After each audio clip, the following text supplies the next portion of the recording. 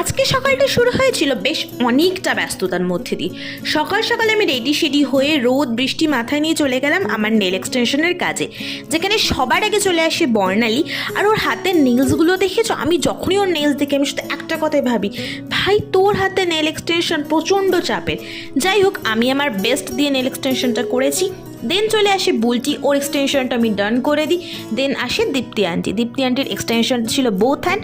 আর আমার কাছে কিন্তু নেল এক্সটেনশনের অফার চলছে, তোমরা চাইলে ঝটপট নিজের সল্টগুলো বুক করে নাও। আর পুজোর জন্য নিউ অফার আসবে, অবশ্যই বুক করে নিও কিন্তু। তো যাই হোক, তারপর কাজবাজ করে বাড়ি যেতে মোটামুটি 1:30 বেজে গেছে। আর গিয়ে লাঞ্চ করে বিকেলবেলা একটু রেডি হয়ে বেরিয়ে যায় একটা লং রাইডে, কারণ আজকে ছিল সানডে। আজকে যদি বাড়িতে থাকি তাহলে কি আর ভালো লাগে বলো তো? যাই হোক, দিন বাড়ি এসে একটু মোমো খেয়ে নিলাম, দেন একটু মনটা পাঁপড় করাতে পাঁপড় খেয়ে নিলাম। আর রাত্রিবেলা একটু মেহেন্দি পরে নিলাম। তো ব্লগটা